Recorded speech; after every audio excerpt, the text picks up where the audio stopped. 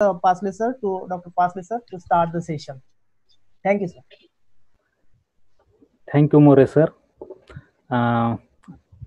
Hope I am audible to all of you. Yes, sir. Yes, sir. Okay. Very good. I am very happy that IOIT has given me the opportunity to interact the CET aspirants.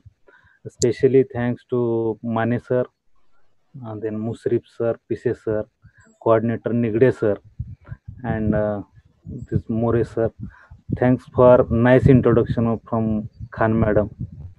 All aspirants, I would like to share my some PPTs with you.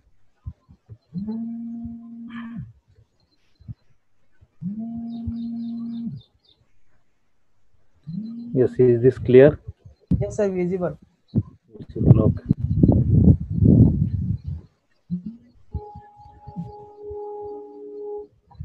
Okay. As you have mentioned here, we have given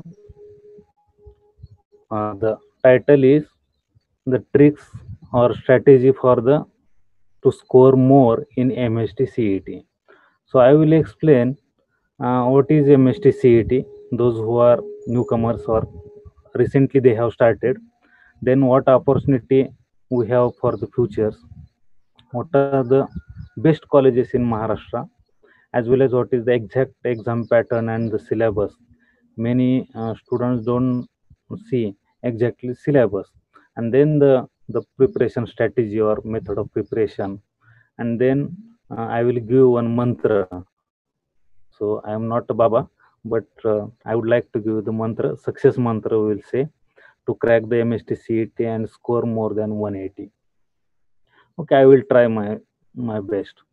And hope this, if possible, this session should be interactive. So how Moreser will manage, I don't know, but I would like to take some comments from the student side or some interaction from all of you. Okay, hopefully our teachers also involved in this. So can anybody reply me?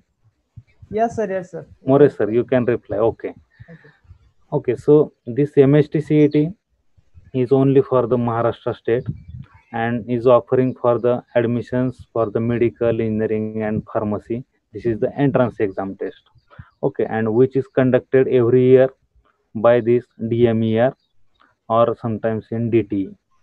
Okay, so in Maharashtra, admissions in medical, engineering, and pharmacology will done by this MST CET course. This year, everyone knows that there is a dilemma. Means I would like to switch in Marathi as well because there is a dilemma when this CET will happen, we don't know. So we will not think on it also. But surely there will be a CET in end of the July or in August because without CET nobody can enter in engineering college or medical colleges. So we have to face the MST CET exams. Even though suppose some students are preparing for the JEE exams, they also has to give this MST CET. I will appeal them because MST CET is a best opportunity to all of them. See, the pattern of this exam is obviously this exam is multiple choice or objective based exams.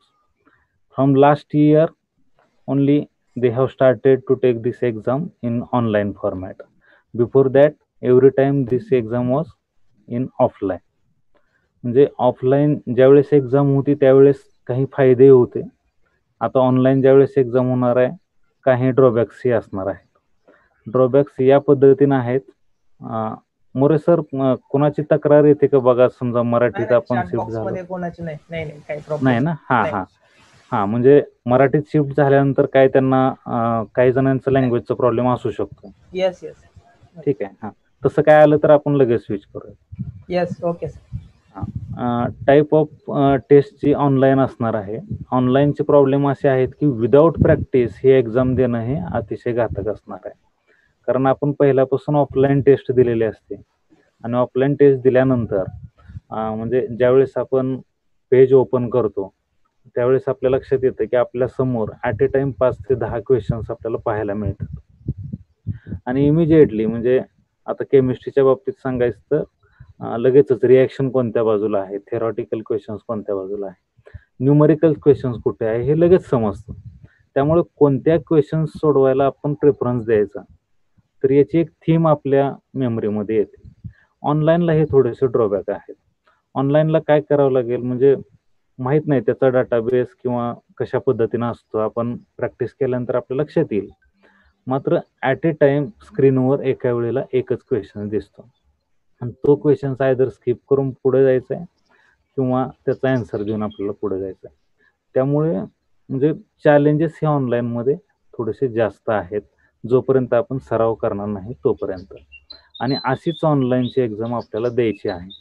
म्हणून जे आज टेक्नोसाव्वी आहेत, म्हणजे अर्थातच जे aspirants आहेत ते all R टेक्नोसाव्वी. तर तुम्ही मॉक टेस्ट किंवा यासाठी जोपर्यंत तुम्ही वेळ देणार नाही, तोपर्यंत तुम्ही ऑनलाईन टेस्ट देण्यासाठी म्हणजे असं कॉन्फिडंट होणार नाही. ही गोष्ट पहिल्यांदाच कोट करा. प्रत्येकाने जर नोटबुक किंवा पेज घेऊन ठेवला असेल, तर पहिला पॉइंट असा असेल की आपल्याला ऑनलाईन टेस्ट द्यायची असल्यामुळे आपल्याला मॉक टेस्ट किंवा आपल्याला प्रॅक्टिस करणं ऑनलाईन गरजेची आहे. हे पहिल्यांदा कोट करा. हे सगळ्यांना माहिती आहे की निगेटिव्ह मार्किंग स्कीम त्यामध्ये नाहीच. टोटल क्वेश्चन्स किंवा टोटल मार्क्स हे 200 असणार आहे. कसे आहेत त्याचा हा टेबल आहे. ऑलरेडी हा टेबल अर्थातच इंटरनेटवर अवेलेबल आहे. आपल्या 4 सब्जेक्टपैकी काही जणांनी PCM घेतला असेल, काही जणांनी PCB घेतला असेल. कंपल्सरी फिजिक्स आणि केमिस्ट्री प्रत्येकाला द्यायचंच आहे. 50-50 क्वेश्चन्स आहेत. फिजिक्सचे 50 क्वेश्चन्स, केमिस्ट्रीचे 50 क्वेश्चन्स 100 मार्कासाठी. म्हणजे 100 क्वेश्चन्स 100 मार्क. टाईम आहे 1.5 तास, 90 मिनिट्स. म्हणजे 1 मिनिटापेक्षा कमी वेळामध्ये याचा आन्सर द्यायचा आहे. मग खरंच कोणतीही कॉम्पिटिटिव्ह एक्झाम म्हणले की कॉम्पिटिशन आले आणि कॉम्पिटिशन आल्यानंतर कमी वेळामध्ये आन्सर देण्याची ॲबिलिटी ज्यांच्याकडे आहे तेच कॉम्पिटिटिव्ह एक्झाममध्ये सक्सेस होत असतात. ते कशा पद्धतीनं द्यायचे आपली कॅपॅसिटी फिजिक्स आणि केमिस्ट्रीसाठी 100 क्वेश्चन्स 100 मार्क्स आणि 90 मिनिट्स. म्हणजे 52 सेकंद 53 सेकंदमध्ये आपल्याला एक क्वेश्चन्स आपल्याला सॉल्व्ह करावं लागणार आहे. आणि जे PCB किंवा जे मेडिकलला जाऊ इच्छित आहेत, फिजिक्स केमिस्ट्री आणि बायोलॉजी, त्यांनाही तसंच चॅलेंज आहे की 100 क्वेश्चन्स 100 मार्क्ससाठी आणि 90 मिनिट्स टाईम आहे. अर्थात बायोलॉजीचे सर्व क्वेश्चन्स किंवा मॅक्सिमम क्वेश्चन्स हे थेरॉटिकल असतात, स्ट्रेट फॉरवर्ड असतात, नॉलेज बेस्ड असतात. त्यामुळं तसं टाईम मॅनेजमेंटची इतकी गरज ही बायोलॉजीला नाही. खरं चॅलेंज आहे ते फिजिक्स आणि केमिस्ट्रीला. आणि म्हणून आजचा टॉपिक असणार आहे हा केमिस्ट्री आणि त्याचं टाईम मॅनेजमेंट कशा पद्धतीनं करायचं आहे. अभ्यास तर सगळेच करतायत, परंतु कॉम्पिटिशनमध्ये किती मुलं परीक्षा देतात आणि त्या मुलांमध्ये आपल्याला टॉपला कसं जायचं आहे याचं स्किल ज्यांच्याकडे आहे तोच ही एक्झाम क्रॅक करू शकणार आहे. म्हणजे लक्षात आलंय, फायनल क्रॅक PCB 200 मार्काची किंवा PCM 200 मार्काची, टोटल टाइम 3 आवर्सचा असणार आहे.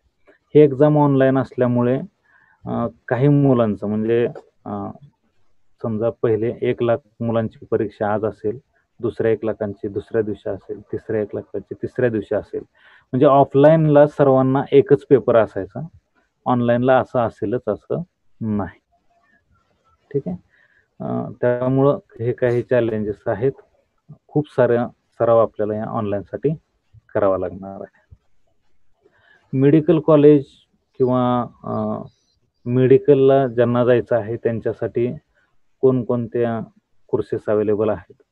आपल्याला सर्वांनाच माहिती आहे की BAMS असेल, MBBS असेल, तर याला ॲडमिशन महाराष्ट्रातल्या कॉलेजेसना आपल्याला या CET थ्रू घेता येणार आहे.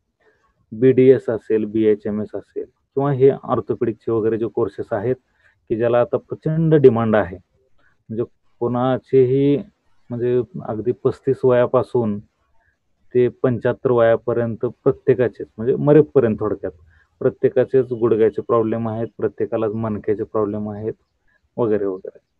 अपघातांचं प्रमाण प्रचंड आहे. तर अशा वेळेस याला स्कोप हा अतिशय चांगला ॲस्पिरंट्स असतील तर त्यांनी लक्षात घ्या, फक्त MBBS, फक्त BAMS हे असं म्हणजे त्याला चिटकून न राहता अशा पद्धतीनं there are plenty of opportunity in मग या मेडिकल साईडला ज्यांना जायचं आहे त्यांनी कोणकोणते कॉलेजेस सिलेक्ट केले पाहिजेत. म्हणजे टॉपचे काही कॉलेजेसची नावं मी इथं मुद्दाम घेतलेली आहेत की माहिती असलं पाहिजे आपल्याला. हे काय सहजासहजी नेटवर अवेलेबल होत नाही, त्याला गायडन्सची किंवा काउन्सिलिंगचीच गरज असते. कशा पद्धतीनं फॉर्म भरायचे आहेत, पास झाल्यानंतर वगैरे तेच असते. तर आपण पुण्यामधले किंवा महाराष्ट्रामधल्याने जर असा विचार केला तर पुण्यामधलं हे AFMC कॉलेज हे टॉपचं कॉलेज मानलं जातं की ज्याला हायेस्ट स्कोरची मुलं इथं अप्लाय करत आहेत. ग्रँड मेडिकल कॉलेज मुंबईचं ज्याला आपण JJ हॉस्पिटल वगैरे म्हणतो ते. त्यानंतर BJ मेडिकल कॉलेज पुण्याचं आहे जिथं ससून हॉस्पिटल आहे ते. त्यानंतर वर्ध्याचं महात्मा गांधी इन्स्टिट्यूट हे त्यानंतर येतं. त्यानंतर टोपीवाला नायर, त्यानंतर medical college PM medical college Solapur.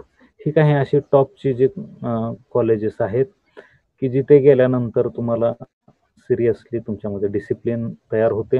म्हणजे एक चांगला पाथ थोड्याशा कष्टाने तुम्हाला मिळवू शकता आणि समाजामध्ये रिस्पेक्ट मिळवण्यासाठी स्वतःच्या हिमतीवर अशा CET एक्झाम क्रॅक करून गव्हर्नमेंट कॉलेजला ॲडमिशन घेणं हे सगळ्यात महत्त्वाचं आहे.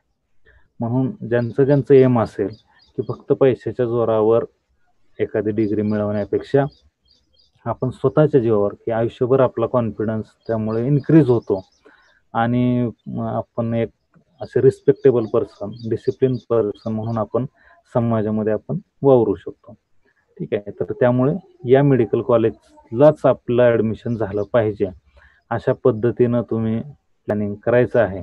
आणि ते प्लॅनिंग कशा पद्धतीनं करायचं आहे, तुम्ही कसं करू शकता हे सांगण्यासाठी आज आपण इथे एकत्र आलेलो आहे. नेक्स्ट असेल इंजिनिअरिंग कॉलेजच्या बाबतीमध्ये की ज्यांचं एमच PCM आहे. मग बरेच जण असं म्हणतील की मग आपण JEE का नाही द्यायची. ठीक आहे, JEE हा एक चांगला ऑप्शन आहे की ज्यांना नॅशनल लेवलला ज्यांना एक्झाम द्यायची आहे. मात्र याची तयारी जर आपण फक्त 11th आणि 12th पुरती जर करणार असू तर आपल्याला म्हणजे धोका आहे.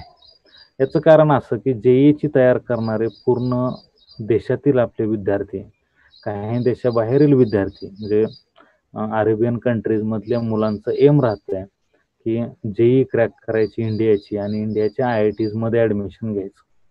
अशा पद्धतीनं त्या मुलांचं एम राहतं. त्यामुळं JEE मध्ये तयारी करणाऱ्या मुलांचं कॉम्पिटिशन हे प्रचंड आहे आणि ते इवन काही मुलं ही 7th स्टँडर्ड पासून त्याची तयारी करीत असतात आणि इतकी प्रॅक्टिस की मुलं सहजासहजी ती एक्झाम क्रॅक करतात. आपण म्हणजे महाराष्ट्रातली मुलं महाराष्ट्राच्याच आजूबाजूला इतक्या चांगल्या ऑपॉर्च्युनिटी असल्यामुळे आपण JEE पेक्षा CET कडे जास्त फोकस करतो किंवा JEE ज्यांची तयारी चांगली झालेली आहे त्यांनी देखील CETला फोकस करण्याला काही म्हणजे अडचण नाही. त्याचं कारण असं की MST CET क्रॅक झाल्यानंतर ज्या कॉलेजेसना आपल्याला ॲडमिशन मिळणार आहे ती कॉलेज देखील IITचे इक्विव्हॅलंट आहेत.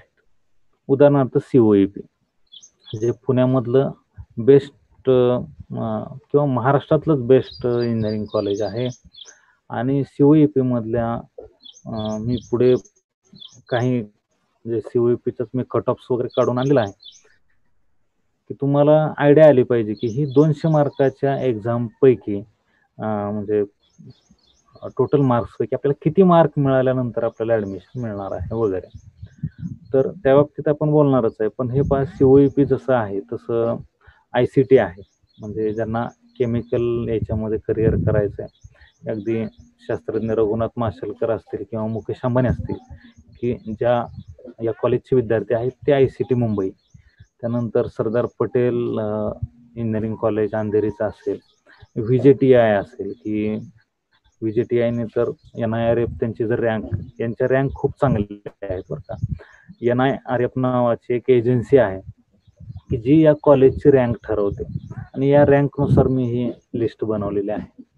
तर VJTI कॉलेज जे मुंबईचं आहे की त्यांनी मला वाटतं 9 लाख पर ॲनम असं पॅकेज त्या विद्यार्थ्यांना मिळेल अशा पद्धतीनं कॅम्पस वगैरे त्यांनी चांगले ऑर्गनाईज केलेले होते.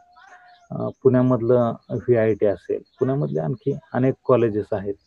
हे आपलं college all India Shri Shivaji memorial स्कूलचं IOIT की हे देखील NIRFची बेस्ट रँकिंगचं कॉलेज आहे. आणि खूप सारं म्हणजे ज्यांना कम्प्युटरमध्ये करिअर करायचं, जसं मी सांगितलं की केमिस्ट्रीमध्ये करिअर करायचं आहे, केमिकलमध्ये करिअर करायचं आहे, त्यांनी ICT प्रेफरन्स दिला पाहिजे. तसं IT किंवा कम्प्युटरमध्ये करिअर करण्यासाठी COEPचा प्रेफरन्स असतो. मात्र ज्यांना COEP मिळणार नाही, जनरल कॅटेगरीमध्ये किंवा काही जणांना अशी नाही मिळाली, तर आपण IOITचा जरूर विचार करायचा आहे. कारण ही डिपार्टमेंट, IT डिपार्टमेंट हे अतिशय स्ट्रॉंग डिपार्टमेंट आणि डिसिप्लिन असणारे आहेत. आणि COEP पासून हाकेच्या अंतरावर असल्यामुळे एन्व्हायरमेंट हे एज्युकेशनल एन्व्हायरमेंट अतिशय चांगलं आहे.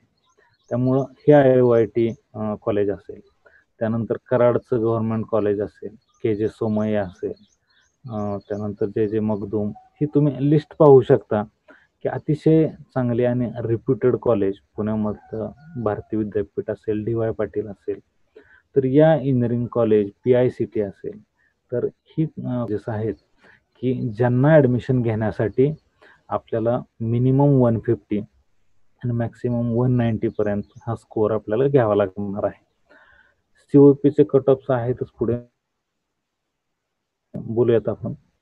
हा जो डाटा आहे पहा, हा डाटा मी इयर वाईज काढलेला आहे की किती मुलं या म्हणजे एक्झामला फेस करतात. तर 2016ला 3,38,000 विद्यार्थ्यांनी ही परीक्षा दिलेली होती. इमॅजिन करू शकतोय आपण की COEPला मला वाटतं IT आणि कम्प्युटरच्या मिळून 120 सीट्स आहेत. आणि 120 सीट्स मिळवण्यासाठी 3,38,000 मधून त्यांचा स्कोर आला होता 200 पैकी +186. म्हणजे हा कट ऑफ आहे त्यावेळेचा की 186च्या वरून. अर्थात मी हे जनरल कॅटेगरीचं काढलेलं आहे. काही जणांना थोडे कमी मार्क असतील आणि रिझर्वेशन असेल तरीही मिळाला असेल, मला एक्झॅक्टली नाही सांगता येणार. पण हे प्लस म्हणजे 186 पेक्षा जास्त मार्क्स ज्यांना होते 200 पैकी, त्यांना आपलं COEP मिळालेलं होतं. त्यापुढे +181, त्यापुढे +176. हे ऑफलाईन जोपर्यंत एक्झाम होत्या तोपर्यंत आपल्याला सांगता यायचं की 200 पैकी एवढे मार्क पडल्यानंतर त्यांचा कट ऑफ त्यांना COEPला मिळालं वगैरे. गेल्या वर्षीचं पहा, म्हणजे 2019ला ज्यांनी परीक्षा दिली, म्हणजे 4,13,000 विद्यार्थ्यांनी परीक्षा दिलेली होती. आणि ते जर आपण पाहिलं तर इथे मार्क्स आपल्याला कळणं मुश्किल आहे, कारण पर्सेंटाईल काढलेलं होतं. आणि पर्सेंटाईलमध्ये म्हणजे आता काय घोळ झाला होता मला नाही म्हणता येणार, पण कोणाचे पर्सेंटाईल जास्त होते, कोणाचे काय होते. परंतु रँकवर मी नक्की सांगू शकतो की 134 रँक ज्यांची होती, तिथून पुढच्यांना म्हणजे लास्ट जो विद्यार्थी COEPच्या IT आणि कम्प्युटरला जॉईन झाला त्याची रँक ही 134 होते. म्हणजे आपल्याला कितीही विद्यार्थी परीक्षेला बसले तरी पहिल्या 150 मध्ये यायचं आहे, तर आपल्याला COEPला ॲडमिशन मिळणार आहे. ही रियालिटीज आहे.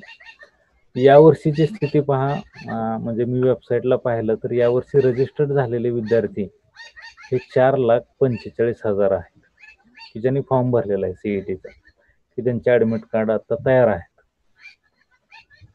आता 4,45,000 विद्यार्थ्यांमधून आपल्याला टॉपला यायचं आहे.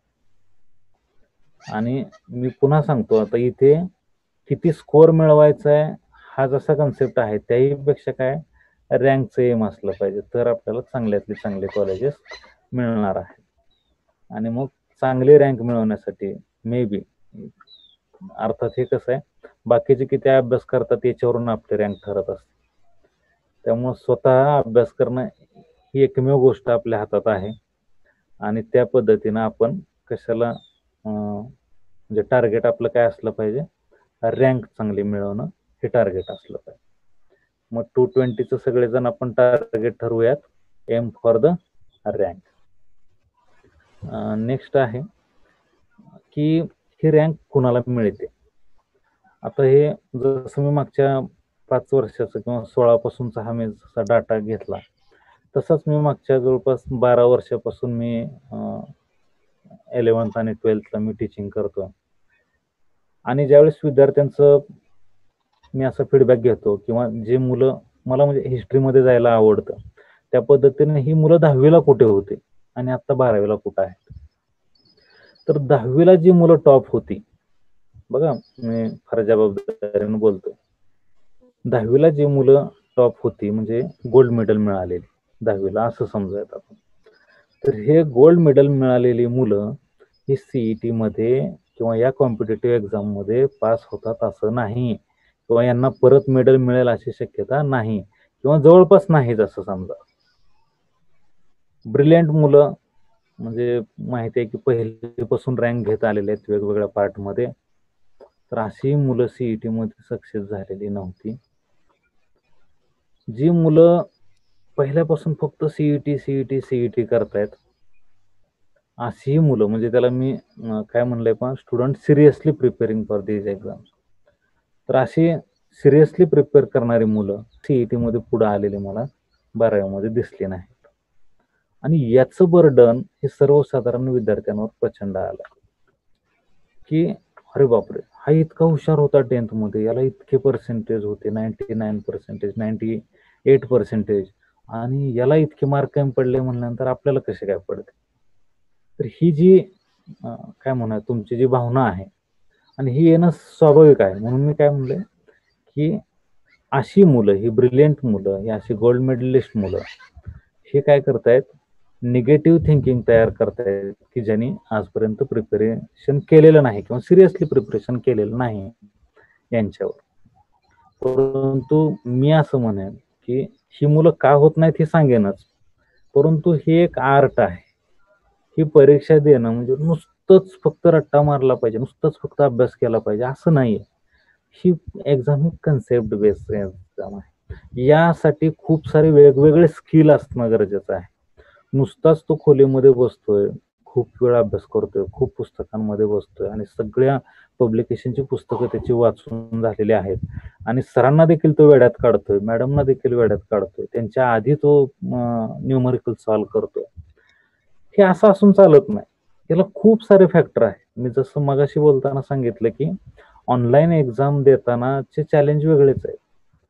एक्झाम हॉल मधले आपलं बिहेवियर कसं असलं पाहिजे यासाठीचे चॅलेंजेस वेगळेच आहेत. या सर्वांमध्ये जो परफेक्ट असेल अशांची रँक येणार, ती कशी आणवायची, कसे आपण त्याच्यावर मात करायची, याच्यावर थोडस आपण बघूया. सगळ्यात पहिला मुद्दा आहे की ज्याच्यामध्ये ही गोल्ड मेडलिस्ट किंवा ब्रिलियंट स्टुडंट किंवा सिरियसली प्रिपरेशन करणारी ही मुलं, येस सर काय सांगताय sir? You can continue, sir. Yes please. Okay. तर हे टाइम मॅनेजमेंट म्हणजे हे 70% मुलं ही ज्यांना टाइम मॅनेजमेंटच जमलेलं नाहीये अशी मुलं जात आहेत. मी जे विद्यार्थी असे वर्षभर 2 वर्ष असे बसलेले असतात, एक दिवस वाया घालवलेला नाही, ज्यांनी दिवाळी कधी साजरी केलेली नसते, कोणता फेस्टिवल साजरा केलेला नसतो, पॅरेंट्स सोबत कुठेही गेलेले नसतात, अशी सिरियसली करणारी मुलं म्हणतात एक्झाम देऊन आल्यानंतर की सर मला टाइम पुरला नाही. आणि मग हे का असं झालं, हे टाइम मॅनेजमेंट त्यांचं कुठे चुकलेलं आहे. म्हणजे 70% मुलं जी सिरियस असतात अशी मुलं नुसत्या टाइम मॅनेजमेंटमुळे गायब होतात. आणि उरलेली 30% मुलं जे मी मगाशी सांगितले की अशी मुलं कुठंच पुढे सीईटी मध्ये रँक मध्ये आलेली दिसत नाहीत. त्याचं कारण काय, तर त्यांचं प्लॅनिंग चुकतं. प्लॅनिंग म्हणजे अर्थातच टाइम मॅनेजमेंट हा एक प्लॅनिंगचाच भाग आहे, पण त्याही पेक्षा प्रॅक्टिस करणं, कशा पद्धतीनं प्रॅक्टिस, मी सांगितलं की आता पुस्तक बघितलं की त्याला किंवा एखादा प्रॉब्लेम तुम्ही पाहिला की लगेच त्याला आन्सर दिसायला लागले, इतका त्यानं प्रॅक्टिस केली, उपयोग नाही. तुम्हाला कम्प्युटरवर देता आलं पाहिजे. त्यासाठी तुम्ही तेवढ्या मॉक टेस्ट दिल्या पाहिजे, टाइम लावून तुम्ही सोडवल्या पाहिजे. आणि मग अशा पद्धतीनं प्लॅनिंग करण्यामध्ये किंवा कोणत्या चॅप्टरला तुम्ही वेटेज दिलेलं आहे. काही जणांना सिलेबसच माहीत नाही. कारण जे सीईटीला टॉपिक विचारणारच नाहीत, अशाच टॉपिकला जर तुम्ही वेटेज दिला तर काय उपयोग? म्हणजे अशा अनेक गोष्टी आहेत. आपण वन बाय वन तशा शेअर करूयात किंवा डिस्कस करूयात आपण. आणि यामुळे सीईटी एक्झाम ही अवघड असते. हा जो काही चुकीचा मेसेज तुमच्यापर्यंत पोहोचलेला आहे, तो पहिला मनातून रिमूव्ह करा. ठीक आहे. म्हणजे ही एक्झाम कशी आहे, तर माझे एक सर म्हणतात की ही एक्झाम, सीईटी एक्झाम ही एक स्मार्ट एक्झाम आहे किंवा जे स्मार्टली अभ्यास करतात अशांसाठीची एक्झाम. आणि मग ही एक्झाम देण्यासाठी एक वेगळी कॅपॅसिटी आपल्यामध्ये असणं गरजेचं आहे. आणि त्यासाठी मोरे सर मला मुलांचं इंटरॅक्शन किंवा तुमचं कोणाचं इंटरॅक्शन असणं थोडंसं गरजेचं वाटतं. अनम्यूट करू शकता काही जण. त्याचं कारण असं आहे की मी तुम्हाला काही 10 क्वेश्चन्स विचारणार आहे. कोणताही ऑब्जेक्टिव्ह क्वेश्चन्स विचारण्यासाठी म्हणजे आन्सर देण्यासाठी आपल्याला 1 मिनिटाचा वेळ दिलेला असतो, बरोबर. सीईटीमध्ये ऑल अँड ॲव्हरेज 1च मिनिट आहे, कारण 150 क्वेश्चन आहेत. PCMचा आपण विचार केला टोटल 150 क्वेश्चन आणि 180 मिनिट, म्हणजे 1 मिनिटापेक्षा जास्त वेळ आपल्याला दिलेला आहे, राईट. मोरे सर अनम्यूट करता येईल? हो सर, बोला ना. हा, बर. हो, मुलांना काही पण मुलांना करता येईल आन्सर सर. देता येईल का? हो, काय मुलांना Yes, पण yes. करता येईल. ओके. मुलांनी जर आन्सर दिले ॲट ए टाइम तरी तुम्ही चालेल, काही डिस्टर्ब होणार नाही. तर सीईटी ॲस्पिरंट्स, मग त्यामध्ये आता टीचर पण इन्व्हॉल्व होतील अशा अपेक्षा करूयात आणि स्टुडंट्स पण. यासाठी की मी आता सांगत होतो की येण्यासाठी आपल्याला मिनिमम 1 मिनिट हा टाइम दिलेला असतो. तर हा 1 मिनिट टाइम हा खरंच सफिशियंट आहे का, हा क्वेश्चन्स आपल्याला जर विचारला तर थोडीशी भीती वाटते. याचं कारण असं आहे की हे जे क्वेश्चन्स विचारलेले असतात ते क्वेश्चन सर्व बुक्स मधले आहेत, की तुम्हाला तुमचा सिलेबस हा खूप वर्षापासून माहिती असतो, तुम्हाला कशा पद्धतीचे क्वेश्चन येणार आहेत, एक्झाम पॅटर्न सगळं माहिती आहे. आणि सगळं माहिती असून तुम्ही तयारी करून देखील तुम्हाला ते अचीव्ह होत नाही टार्गेट. मी आता जे तुम्हाला 10 क्वेश्चन्स विचारणार आहे ते क्वेश्चन्स असे आहेत की ते क्वेश्चन्स कोणत्या सिलेबस मधले नाहीत. ठीक आहे. कोणत्याही सिलेबस मधले ते क्वेश्चन्स नाहीत. दुसरा पार्ट, त्याच्यावर तुम्ही कधी रिव्हिजन केलेले नाही. मी जे क्वेश्चन्स विचारणार आहे त्याच्यावर रिव्हिजन नाही. तिसरी गोष्ट, तुम्हाला पर्याय मी देणार नाही. बघा काय काय चॅलेंज सांगितले की त्याला सिलेबस नाहीये, दुसरी गोष्ट तुम्ही रिव्हिजन केलेले नाही, आणि तिसरी गोष्ट त्याला ऑप्शन नाही आहेत. म्हणजे 4 ऑप्शन जे असतात, कारण कोणत्याही ऑब्जेक्टिव्हला काही प्रश्न विचारला की म्हणजे ऑप्शन्स असणार आहेत, पण तुम्हाला मी ऑप्शन्स आज देणार नाही. आणि चौथी गोष्ट, जरी तुम्ही आन्सर दिली तरी तुम्हाला आता लॉकडाऊनमुळे आम्ही काही बक्षीसही देणार नाही. म्हणजे मोटिवेशनच नाही तुमच्या पुढे, काहीच तुमचा फायदा नाही असे आन्सर देऊन. तरी देखील मला खात्री आहे की तुम्ही आन्सर देणार आहात. पण हे 10 ऑब्जेक्टिव्ह क्वेश्चन्स देण्यासाठी तुम्हाला, म्हणजे आन्सर देण्यासाठी तुम्हाला मिनिमम वेळ किती पाहिजे मला सांगा. कोण आन्सर देईल? 1 minute.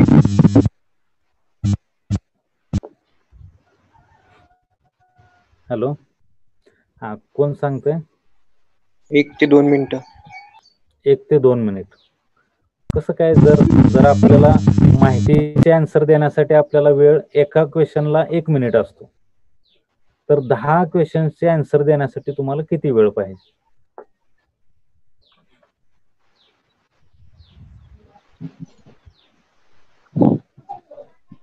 Ten minutes minimum. 10 minutes minimum पाहिजेत, बरोबर. आणखी मिनिमम 10 मिनिटापेक्षा आतमध्ये कोणाला वाटतं की आपण देऊ शकतो, आपण प्रयत्न करूयात. ऑप्शन नसले म्हणून काय झालं, सर विचारतायत, आपण प्रयत्न करूयात.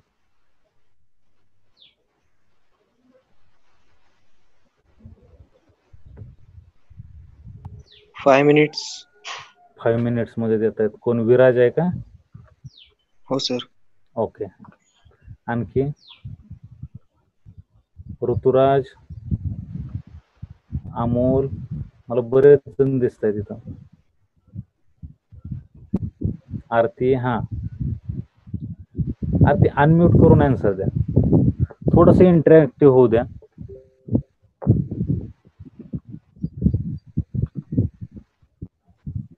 मोरे सर काय चॅट बॉक्स मध्ये येत आहे का? आहेत क्वेश्चन आहेत, वाचू का सर? नाही, मला नाही का दिसणार. काय मला सांगा, 5 मिनिटापेक्षा कमी कोणी आन्सर दिलंय का? दिसतील ना सर? नाही कमी नाही, जास्त दिले, पण जास्त दिलं. 15 मिनिट. 5 मिनिटं. बर 5 मिनिट म्हणतात कोणतरी. ठीक आहे, आपण ट्राय करूयात. मोरे सर, तुम्हाला घड्याळ ऑन करायचंय, ठीक आहे? येस. म्हणजे आपण चेक करूयात की आपली मुलं किंवा हे जे ऍस्पिरंट्स आहेत की ज्यांना सीईटी सिरियसली द्यायची आहे, तर अशी मुलं 10 प्रश्नांची क्वेश्चन म्हणजे आन्सर की ज्याला सिलेबस नाहीये, ज्याला ऑप्शन नाही आहेत आणि त्याच्यावर कधी यांनी रिव्हिजन केलेलं आहे, ठीक आहे? Yes sir. पहिला प्रश्न असेल माझा, लगेच आन्सर द्या किंवा कमेंट करा, डिपेंड्स ऑन यू. पहिला क्वेश्चन सुरू करू? येस मोरे सर टाइम तुम्ही सुरू करा. 5 मिनिट ना? नाही, तुम्ही फक्त टाइम सुरू करा की स्टार्ट कधी होतो आणि एंड कधी होत आहेत आपले 10 प्रश्न. ओके. Yes sir. हा, स्टार्ट. येस, सुरू करूयात. पहिला प्रश्न मित्रांनो, एक हिंदी चित्रपट जो कॉलेज जीवनावर आधारित होता. आन्सर देतोय कोण? द्यायला. 3 इडियट्स. 3 इडियट्स मधल्या हिरोचं नाव सांगा. Next question. आमिर खान. हिरोईनचं नाव सांगा. करीना कपूर. ओके, या सर्वांनी मिळून एक इन्स्ट्रुमेंट बनवलं होतं. त्या इन्स्ट्रुमेंटचं नाव काय होतं? इन्व्हर्टर. हा, इन्व्हर्टरने व्हायरस बनवला होता, बरोबर. आणि तो कशासाठी बनवला होता व्हायरस? तो बॅटरी पॉवर करून इलेक्ट्रिसिटी. Very good. जो व्हायरस बनवण्यासाठी त्यांनी कारची बॅटरी काढली होती, पहा, बरोबर. कारची बॅटरी काढली त्यावेळेस काय होतं? दिवस रात्र काय होतं? आणि पाऊस पण पडत होता. Very good. हे 3 मित्र एका मित्राच्या घरी जेवायला गेले होते. त्या मित्राचं नाव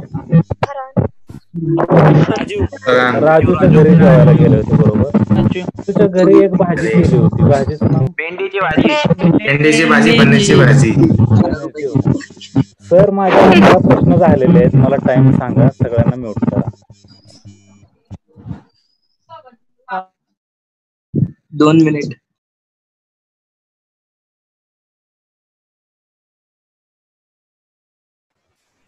हॅलो मोरे सर, वेळ किती झाली? 1 मिनिट 18 सेकंद सर.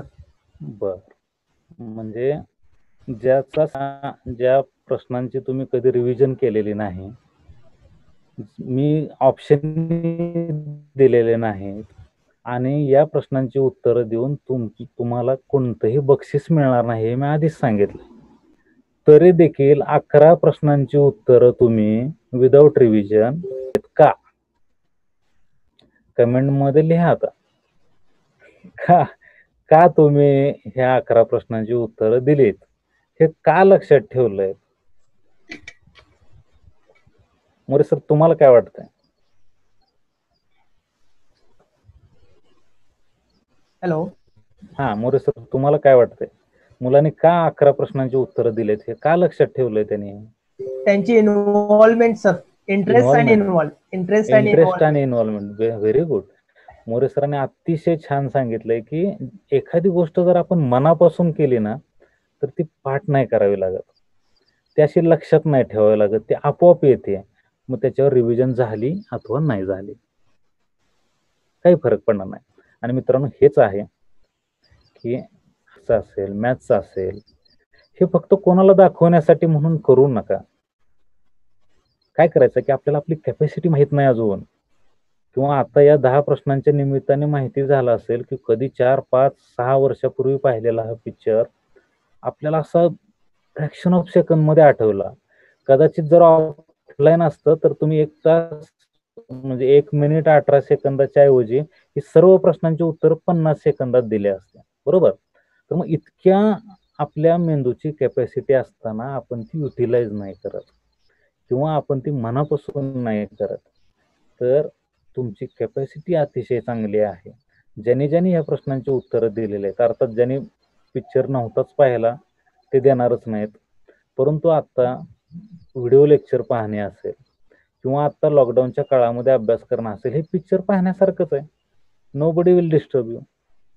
ओके. तर मग अशा वेळेस आपल्या ते किती चांगलं लक्षात राहिलं पाहिजे हे लक्षात घ्या, आणि आपला मेंदू हे ऍक्सेप्ट करतो, अतिशय चांगलं आपल्या लक्षात राहतं.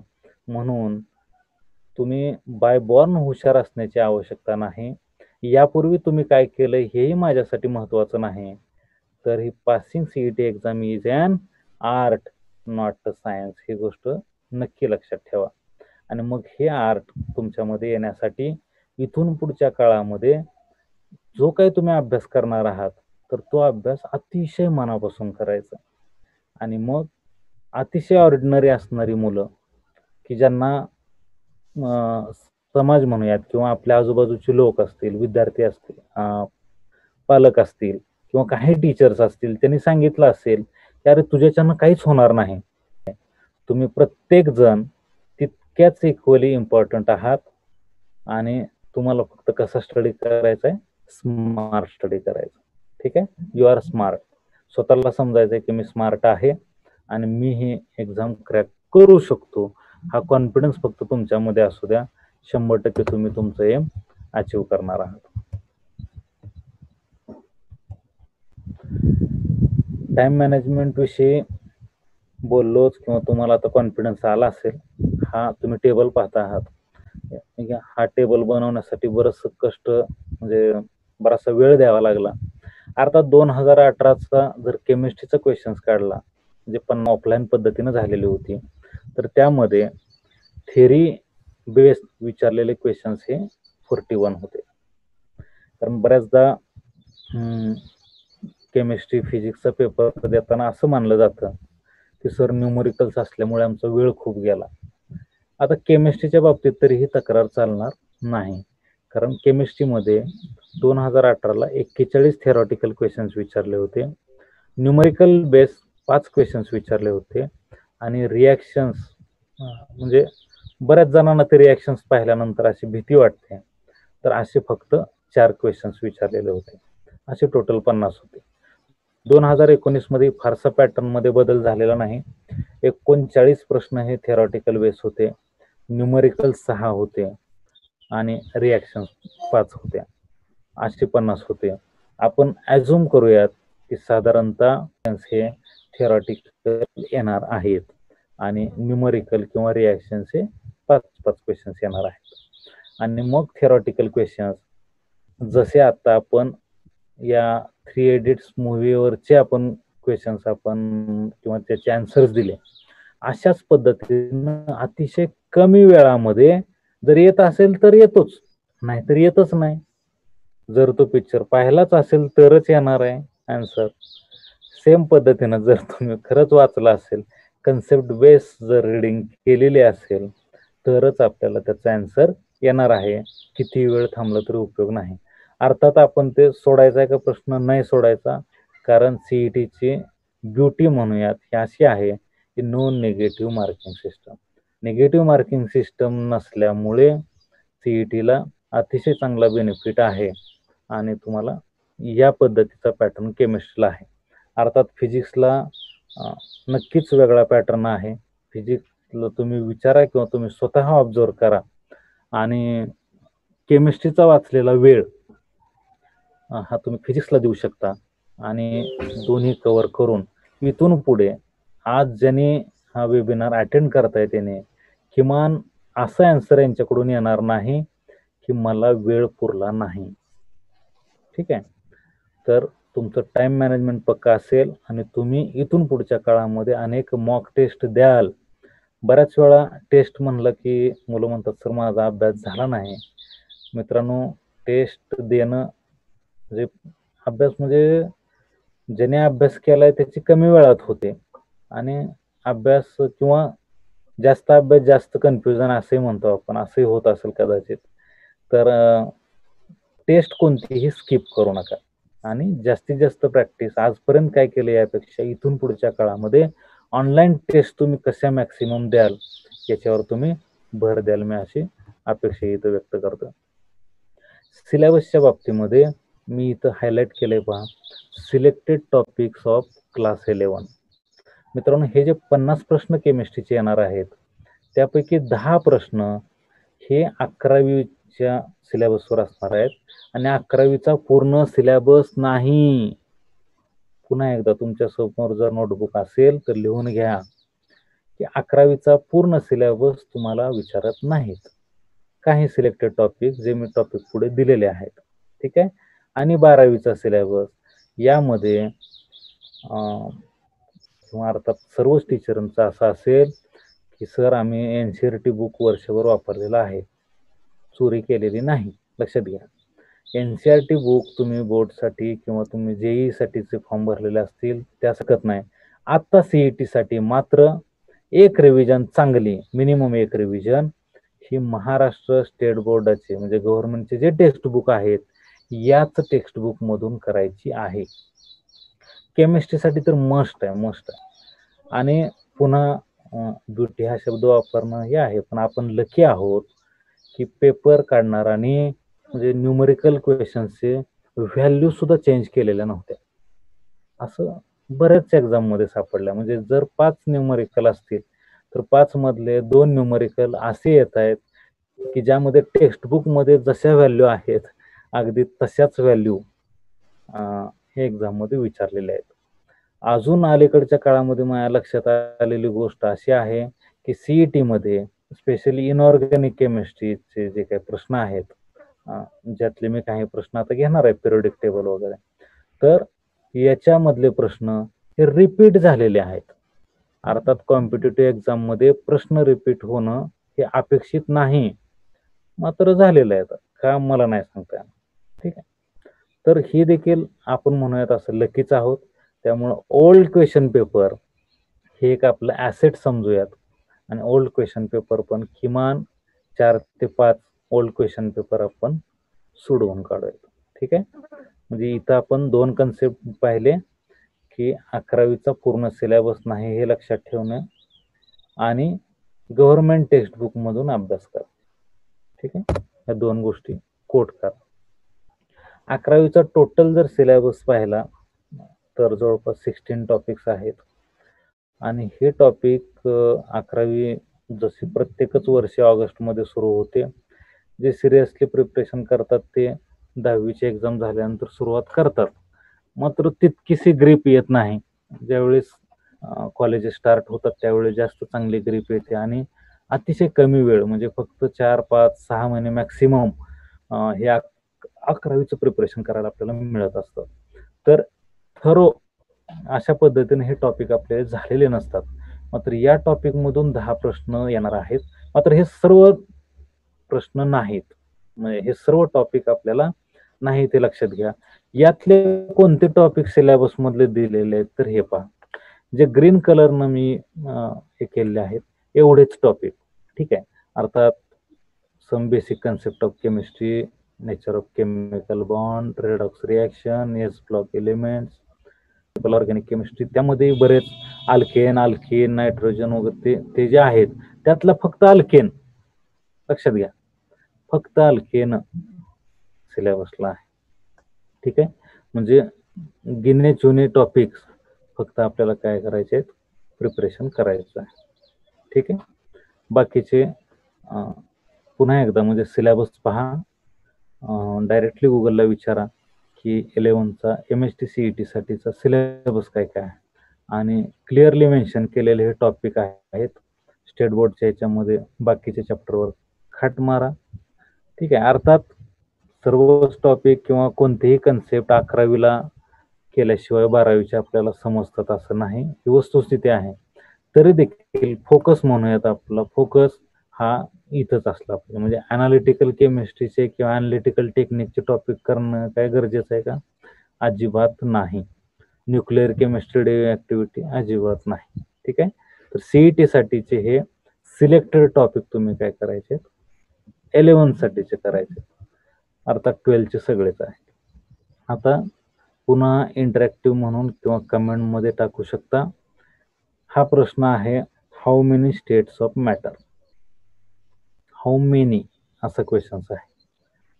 आन्सरही देऊ शकता, कमेंट मध्ये टाकू शकता.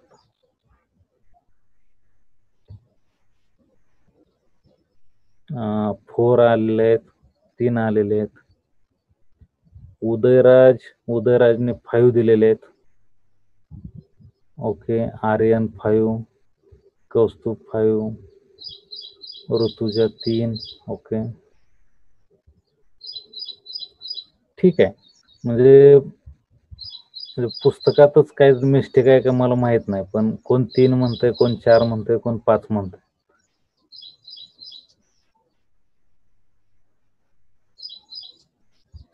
सिलेबस तुम्हीच मित्रांनो आता 2020चा काढून पहा. 2021चा आणि 2020चा सेमच असणार आहे. 21चा कमी केला तर माहित नाही, पण शक्यता नाही. तुम्ही अजिबात तशी अपेक्षा करू नका. हा, तृप्ती किती म्हणते? बालाजी म्हणतात 5. ओके, ठीक आहे. आपण डिस्कस करूयात की खरंच स्टेट्स ऑफ मॅटर का आहे. म्हणजे आपल्या एज्युकेशन सिस्टीम मध्ये लक्ष घ्या, म्हणजे हे कोण 3 आन्सर प्रश्न आहे पहा. How many states of matter हा खरं तर सीईटीला विचारतील असं नाही, पण म्हणजे अशी अवस्था आपली का झालेली आहे. ठीक आहे. How many states of matter हा अतिशय सिंपल क्वेश्चन आणि इतक्या साऱ्या व्हरायटीमध्ये आन्सर, म्हणजे कोण 5 पर्यंत गेलेले आहे. तर काय वस्तुस्थिती आहे, ह्या बेसिक स्टेट्स ऑफ मॅटर सगळ्यांनाच माहिती आहेत. सॉलिड, लिक्विड आणि गॅस असेल. ठीक आहे. यामधलंही बेसिक तुम्हाला माहिती आहे की सॉलिडला हिट केलेलं आहे. मी रेड एरो त्यासाठी दाखवलेला आहे. सॉलिडला हिट केल्यानंतर काय होतं? लिक्विड होतं. लिक्विडला हिट केल्यानंतर काय होतं? गॅस होतं. सॉलिड टू लिक्विडला आपण काय म्हणतो? त्या प्रोसेसला काय म्हणतात? म्हणजे एकदा प्रश्न की फ्रीजिंग कशाला म्हणायचं, सबलिमेशन कशाला म्हणायचं, मेल्टिंग कशाला म्हणायचं, वेपरायझेशन कशाला म्हणायचं, डीप फ्रीजिंग कशाला म्हणायचं, वगैरे वगैरे. हे हिडन क्वेश्चन्स आहेत का माहित नाही, पण या टर्म आहेत, हे कन्सेप्ट आहेत आणि हे इझिली माहीत असले पाहिजे. मग सॉलिड टू लिक्विड हिटिंग केल्यानंतर, लिक्विडला हिट केल्यानंतर गॅस, गॅसला कूल केल्यानंतर लिक्विड आणि लिक्विडला कूल केल्यानंतर सॉलिड. आता हे माहिती आहे तुम्हाला, म्हणजे कंडेन्सेशन आणि फ्रीजिंग अशा ह्या 2 टर्म आहेत आणि मेल्टिंग आणि गॅसेस ह्या 2 टर्म आहेत. तर सॉलिडला हिट केल्यानंतर लिक्विड, एक म्हणजे इंडियन मुलगा होता की जो मुलगा मला वाटतं 9th स्टँडर्ड की 10th स्टँडर्डला होता आणि त्याने असा कन्सेप्ट मांडला होता, किंवा कुणी मांडला मलाही माहित नाही, नंतर सांगतो तो कन्सेप्ट, की सॉलिडला हिट केल्यानंतर लिक्विड असेल, लिक्विडला हिट केल्यानंतर गॅस असेल, तर गॅसला हिट केल्यानंतर काय? आणि गॅसला हिट करणं म्हणजे आपल्या तर डोक्याच्या बाहेरच आहे. कसं काय? आता गॅसला कसं काय हिट करू शकतो? आणि मग त्या विद्यार्थ्याने कन्सेप्ट मांडला की गॅसला हिट करू शकतो का? आणि मग नायट्रोजन हे उदाहरण घेतलं. नायट्रोजन हा गॅस, आणि नायट्रोजन गॅसला हिट करण्याचा प्रयत्न केला. मित्रांनो, नायट्रोजन म्हणलं की तुमच्या डोळ्यासमोर आला असेल N2. नायट्रोजन नेहमी N2 फॉर्म मध्ये असतो. ठीक आहे. आणि हा N2 म्हणजे N ट्रिपल बॉन्ड N अशा पद्धतीनं असतो. तर N ट्रिपल बॉन्ड N ला हिट केल्यानंतर त्याचे जे 3 बॉन्ड आहेत, म्हणजे 1 सिग्मा बॉन्ड आणि 2 पाय बॉन्ड असं जे नायट्रोजनचं स्ट्रक्चर आहे, तर त्यातला जो पाय बॉन्ड आहे हा वीकली बॉन्डेड असतो. ठीक आहे. तर हा पाय बॉन्ड हा हिट केल्यानंतर काय होतं? ब्रेक होतो आणि ब्रेक झाल्यामुळे त्यामध्ये दोनच बॉन्ड शिल्लक राहतात, नायट्रोजन डबल बॉन्ड नायट्रोजन, आणि एक बॉन्डचं काय होतं, आयोनायझेशन तयार होतं. म्हणजे एका नायट्रोजनवर प्लस चार्ज, दुसऱ्या नायट्रोजनवर मायनस चार्ज. आणि हे झालं थेरॉटिकल कन्सेप्ट.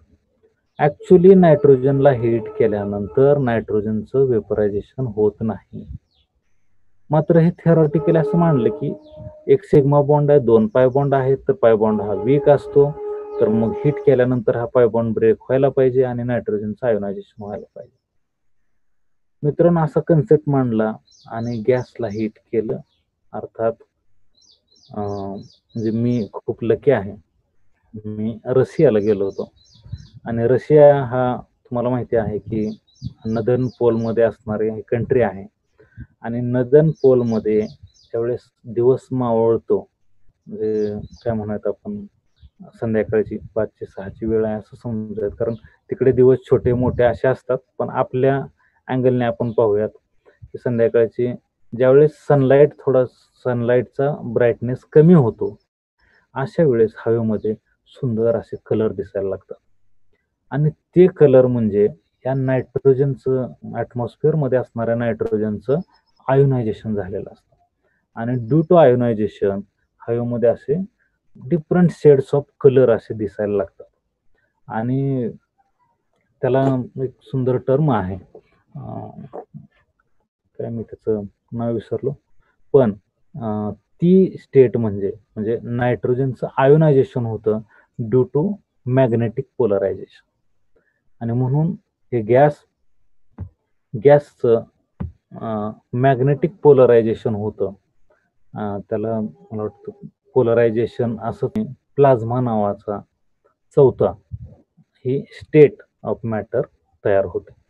मागे बऱ्याच वर्षापूर्वी प्लाझ्मा नावाचं एक चॉकलेट आलं होतं की ज्या चॉकलेटमध्ये असे अनेक कलर असे होते. ठीक आहे, त्याच्यावरून मी लक्षात ठेवलं होतं प्लाझ्मा म्हणजे वेगवेगळे कलर, आणि ते म्हणजे कलरच आहेत वेगवेगळे, पण प्लाझ्मा ही काय आहे, फोर्थ स्टेट ऑफ मॅटर आहे. ठीक आहे, तर अशा पद्धतीनं अर्थात ते रशिया किंवा खाली ऑस्ट्रेलियाला हे ती दिसते. ॲरोमा, व्हेरी गुड, मला आठवलं, ॲरोमा ही टर्म आहे. तुम्ही जर युट्यूबला विचारलं की ॲरोमा इन द स्काय किंवा असं काहीतरी, तर तुम्हाला ही फोर्थ स्टेट ऑफ मॅटर, तुम्हाला खूप सुंदर व्हिडिओ तुम्हाला काय दिसतील पहा, युट्यूबवर दिसतील की ज्याच्यामध्ये तुम्ही अतिशय छान पद्धतीने पाहू शकता. तर हा प्लाझ्माला कूल केल्यानंतर पुन्हा गॅस तयार होतो. आणि मग ही जर स्टोरी आपण लक्षात ठेवली तर आपण हे स्टेट ऑफ मॅटर आपण कधी विसरणार नाही. काही जणांनी 5 आन्सर दिलेले आहे, त्यांचंही बरोबर आहे. फिफ्थ स्टेट ऑफ मॅटर काय आहे तुम्हाला सांगतो, की जसं सॉलिडला हिट केल्यानंतर लिक्विड, लिक्विडला हिट केल्यानंतर गॅस, गॅसला हिट केल्यानंतर प्लाझ्मा, प्लाझ्माला कूल केल्यानंतर गॅस, गॅसला कूल केल्यानंतर लिक्विड, लिक्विडला कूल केल्यानंतर सॉलिड. व्हेरी गुड मित्रांनो, तुमच्या लक्षात आलेलं आहे आता. आणि तुम्ही सर्वजण आता एका वेगळ्या फेजमध्ये गेले आहात.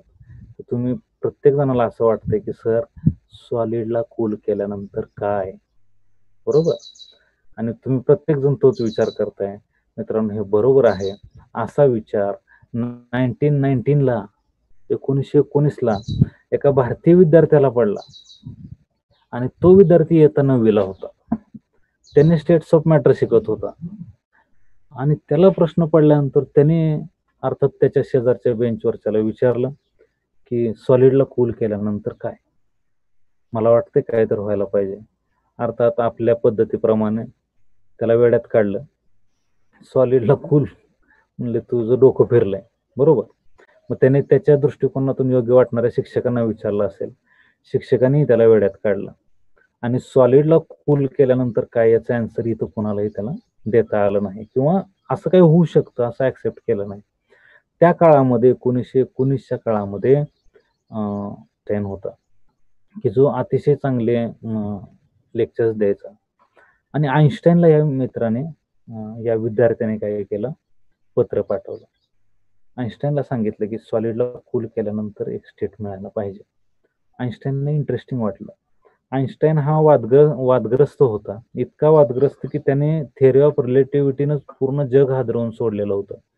तो जे सांगायचा तो कुणालाच कळत नव्हतं. ऑलरेडीच आईन्स्टाईन इतका वादातीत होता की आता नवीन वाद करण्याची त्याची इच्छा नव्हती. त्यामुळे आईन्स्टाईनने ऍक्च्युली ह्या सॉलिड्सला कूल करण्याचा एक्सपेरिमेंट केला. कॉपर घेतला आणि कॉपर त्याने डीप फ्रीजिंगला लिक्विड नायट्रोजनच्या मदतीने त्याने ठेवला आणि त्याचे जे काही त्याला ऑब्झर्वेशन्स आले ते त्याने लिहून ठेवले. मित्रांनो, वाईट आपल्या सायन्स क्षेत्रामधलं असं झालं की आईन्स्टाईन पुढे नोबेल लॉरेट झाला, आईन्स्टाईन मोठा झाला, तो लहान मुलगा मोठा झाला, दोघही वयाने ज्याच्या त्याच्या देवाघरी गेले म्हणूयात.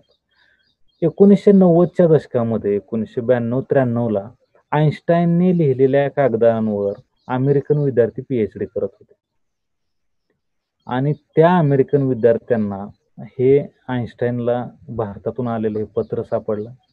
आईन्स्टाईननं त्याच्यावर लिहिलेले ऑब्झर्वेशन सापडले आणि त्या दोघांनी, बघा मी काय म्हणतो, की ज्यांनी आईन्स्टाईननी लिहिलेल्या कागदावर पीएचडी करत होते, आणि हे मी म्हणजे युट्यूब, विकिपीडिया तुम्ही कुठेही टाकून बघू शकता स्टोरी. म्हणजे हे फक्त आज मी वेबिनारमध्ये सांगतोय म्हणजे ते खरं मानू नका असं, ठीक आहे, हे चेक करा. आणि त्या आईन्स्टाईनवर न लिहिलेल्या कागदांवर पीएचडी करणारे 2 विद्यार्थ्यांनी सॉलिडला कूल करण्याचा एक्सपेरिमेंट परत केला 90च्या दशकामध्ये आणि त्या दोघांनाही फिफ्थ स्टेट ऑफ मॅटर सापडली. सॉलिडला कूल केल्यानंतर वेगळ्या पद्धतीची मॅटर तयार होते हे त्यांनी प्रूव्ह केलं आईन्स्टाईनच्या त्या याने. आणि मित्रांनो, त्या दोघांनाही नोबेल पारितोषिक मिळालं फिफ्थ स्टेट ऑफ मॅटरसाठी. मला सांगा, फिफ्थ स्टेट ऑफ मॅटरचं म्हणजे काम जे होतं ते भारतीय विद्यार्थ्यांना केलेलं, त्यांचं लेटर आईन्स्टाईनला गेलेलं आणि नोबेल पारितोषिक मिळालेली दोघांना अमेरिकन. त्या दोघांनी एकच चांगलं काम केलं की त्या फिफ्थ स्टेट ऑफ मॅटरचं नाव ठेवलं बोस-आइन्स्टाईन कंडेन्सेट स्टेट. आता ज्यांनी 5 आन्सर दिलेलं होतं ते सर्वजण सांगतील त्या स्टेटचं नाव आहे बोस-आइन्स्टाईन कंडेन्सेट स्टेट. म्हणजे बोस हा जो विद्यार्थी की ज्यानं आईन्स्टाईनला लेटर लिहिलं होतं, ज्याला हा कन्सेप्ट सुचला तो, आणि जो आईन्स्टाईन की ज्यानं त्याच्यावर एक्सपेरिमेंट केले तो. आणि ही कंडेन्सेट अशा पद्धतीची डीप फ्रीजिंगची ही स्टेट आहे, म्हणून fifth state of matter is Bose Einstein condensate state. तर मला सांगा, अशा पद्धतीने जर कोणत्या बुकमध्ये दिलं किंवा तुम्ही जर एकदा हे समजून घेतलं असेल तर how many states of matter हा क्वेश्चन ज्यावेळेस येईल त्यावेळेस सर्वांचे आन्सर हे 5 आले असते. ठीक आहे. त्यामुळं काही आपल्या पुस्तकामध्येही आपल्या लॅकिंग आहे, काही आपलं म्हणजे आपले कन्सेप्ट समजून घेण्याची आपली पद्धत वेगळी आहे. एकदाच जर याला वेळ दिला आपण थोडासा तर आपण मात्र कधीही आयुष्यभर या गोष्टी विसरू शकणार नाही. ठीक आहे. तर अशा पद्धतीने मित्रांनो अभ्यास करायचा. हा एक प्रश्न आला होता, मला वाटतं 2012चा प्रश्न आहे. Why dosa get fermented faster in summer as compared to that during winter. आणि अर्थात त्याचे जे पर्याय होते ते सर्व पर्याय हे इक्वेशन फॉर्मॅटमध्ये होते. सर्वांना एकतर प्रिंटिंग मिस्टेक वाटली किंवा बऱ्याच जणांना हे आउट ऑफ सिलेबस वाटले. पण सीईटी मध्ये असे 1 किंवा 2 प्रश्न नेहमी सापडतात की ज्याचा रिलेव्हन्स आपल्याला कोणत्या चॅप्टरला हे लवकर समजत नाही. मात्र हा प्रश्न हा केमिकल कायनेटिक्स मधला आहे की डोसा हे एक शेवटी मिडियम आहे. ठीक आहे. आणि फर्मेंटेशन किंवा विंटर हे त्याचे टेम्परेचर किंवा या कंडिशन आहेत, समर किंवा विंटर ह्या कंडिशन आहेत आणि या कंडिशन मध्ये ते कशा पद्धतीने होत आहेत वगैरे. तर हे केमिकल कायनेटिक्स मधलं असंही जनरल क्वेश्चन्स आपल्याला येऊ शकतो. ठीक आहे. हे तुम्ही टॉपिक किंवा स्क्रीनशॉट तुम्ही काढू शकता. हे इझी टॉपिक आहेत, मात्र या टॉपिकची रिव्हिजन किंवा हे टॉपिक थरली टेक्स्टबुक मधून वाचून झाल्याशिवाय तुम्ही पुढे जायचं नाही. ठीक आहे. आणि हे मोस्ट इम्पॉर्टंट टॉपिक अशा पद्धतीनं याला लक्ष द्या. पी ब्लॉक एलिमेंट्स असेल, thermodynamics and energetics, aldehyde ketones, carboxylic इस्टर्स, acids, electrochemistry. अर्थात हॅलो अल्केन अरेन्ज हा चॅप्टर पहिल्यांदा येतो, मात्र त्याच्यावर इतकं विचारून झालेलं आहे किंवा इतकं रिपिटेशन त्याच्यात करणं शक्य नाही. त्यामुळे त्याचा मी नंबर मुद्दाम खाली दिलेला आहे, कारण तुम्ही प्रत्येकाने सुरुवात करताना लगेच हॅलो अल्केन अरेन्ज याने सुरुवात करता, मला माहिती.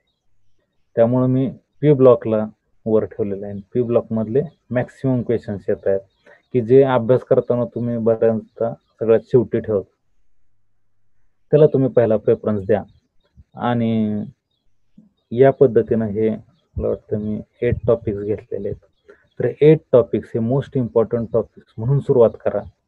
किती अभ्यास झाला यापेक्षा कसा अभ्यास तुम्ही करत आहात याच्यावर फोकस करून आपण पुढे जायचंय. पिरियडिक टेबल विषयी थोडस घेऊयात. मोरे सर, मी जास्तीत जास्त 5 ते 10 मिनिटात संपवणार. Periodic Okay, table, periodic table आपल्या सर्वांनाच माहिती आहे किंवा आता बऱ्याच जणांनी केमिस्ट्रीचा अभ्यास करण्याच्या निमित्ताने असेल याचं पिक्चर वगैरे सोबत ठेवलं असेल, काही जणांनी बुकला चिटकवलं असेल, काही जणांनी भिंतीला ठेवलं असेल वगैरे वगैरे. आणि हे समोर आपल्या असलंच पाहिजे. आता यामध्ये ॲटॉमिक नंबर किती आहे, काय आहे, हे असं लक्षात न ठेवता हे ग्रुप वाईज लक्षात असणं फार गरजेचं. ठीक आहे. आता तुम्हाला माहिती आहे हा एस ब्लॉक आहे कोणता, पी ब्लॉक कोणता आहे, डी ब्लॉक कोणता आहे, ए ब्लॉक कोणता आहे वगैरे वगैरे. त्याला ॲटॉमिक नंबर कशाला म्हणायचं वगैरे. आता त्यामध्ये आहे की स्मॉलेस्ट ॲटम ज्याला आपण म्हणतो smallest item on the earth, म्हणजे इलेक्ट्रॉन असेल, न्यूट्रॉन असेल, मग त्याचे सायझेस वगैरे सुरुवात आपण एकदम बारकाईनं करायला लागतो. पण याच्यावर काही प्रश्न आलेले नाहीत किंवा कोणत्याही टेक्स्टबुकमध्ये तुम्ही MCQची तयारी करताना बऱ्याचदा JEE लेवलचे बुक्स घेता बाजारातून आणि तुम्ही ते वाचायला चालू करता. मला वाटतं हे टाळायचं. आता JEE लेवलच्या बुकमध्ये पुन्हा 11चा सिलेबस ऍड असणार आहे, मोर स्पेसिफिक जाणार नाही. जोपर्यंत तुमचं महाराष्ट्र स्टेट बोर्डचं बुक तुमचं परफेक्ट होणार नाही तोपर्यंत तुम्ही दुसऱ्या कोणत्याही याला जाऊ नका. ठीक आहे. आणि CETच्या बाबतीतले मग अरिहंत असू द्या, टार्गेट असू द्या, कोणतेही CET लेवलचे बुक्स तुम्ही MCQ साठी तुम्ही सोडवू शकता. आणि आता तरी कमी वेळेमध्ये जर करायचं असेल तर मी म्हणेन ऑनलाईन मॉक टेस्टनं डायरेक्टली सुरुवात करा. प्रॅक्टिस करताना टेक्स्टबुक वाचायचं, ऑनलाईन टेस्ट द्यायची, हे 2च कन्सेप्ट आता आपण ठेवायचे आहेत. तर हा टेबल तुमच्या समोर दिसतोय, पिरियडिक टेबल. याच्यावरचे काही बारकावे आपण पाहूया. आता एस ब्लॉक म्हणून माहिती आहे, मात्र प्रश्न आता विचारताना सरळ न विचारता म्हणजे सुरुवात असते पहा. म्हणजे पहिल्या वेळेस इथेन लिहिताना हा CH3 अशा पद्धतीने लिहिला जातो. आता इथेनला तसाच लिहावा असं काही नाही, बरोबर. मग नुसतीच आडवी रेष काढली तरी इथेन व्हायला लागतो, 2 डॉट येतात वगैरे. म्हणजे त्याचं रिप्रेझेंटेशन हे बदलू शकतं. त्याच पद्धतीनं एस ब्लॉकला एस ब्लॉकच म्हणावं अशी आता गरज नाही. महत्वाचे आहे की ज्याला अल्कली मेटल्स कशाला म्हणायचं आणि अल्कलाईन अर्थ मेटल कशाला म्हणायचं. मग एस ब्लॉक मधला कोणता ग्रुप, म्हणजे पहिल्या ग्रुप दुसऱ्या ग्रुपला अल्कलाईन अर्थ मेटल म्हणतात. मग खालीलपैकी म्हणजे कोणतेही 4 समजा एलिमेंट दिलेत असं समजूया आणि यातला अल्कलाईन अर्थ एलिमेंट कोणता आहे असं विचारतायत आलं पाहिजे. ट्रान्झिशन मेटल्स, जो डी ब्लॉक आहे त्याला ट्रान्झिशन मेटल्स म्हणतात. लॅन्थेनाइड, ॲक्टिनाइड सहसा तुम्ही नाहीत विसरत, इट्स ओके. हे फार इम्पॉर्टंट आहे की ज्याला निक्टोजेन्स म्हणतायत किंवा चाल्कोजेन्स.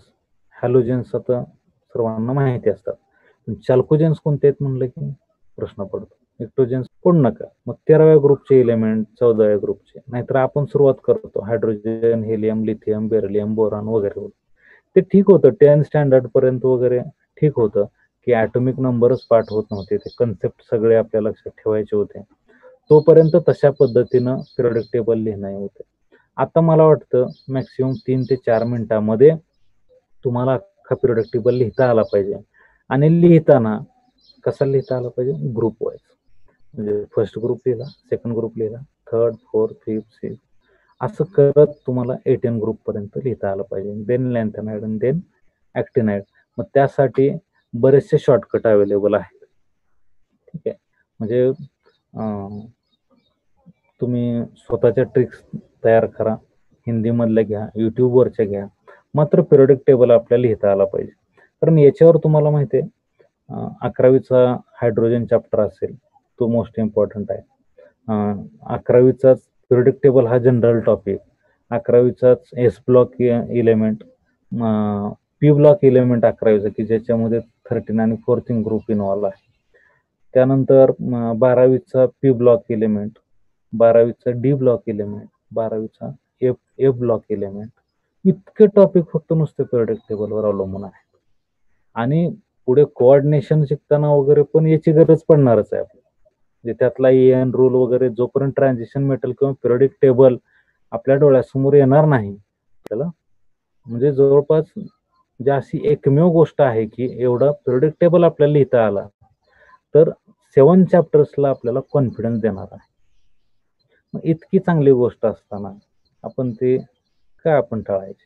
ठीक आहे, म्हणून या पिरियडिक टेबल आपल्याला मिनिमम वेळेत लिहिता आला पाहिजे, हे टार्गेट आपल्या डोळ्यासमोर ठेवा. ठीक आहे, आणि यामध्ये फार 120वा कोणता, 119, 121 डझंट मॅटर, मॅक्सिमम 118 पर्यंत आले पाहिजे.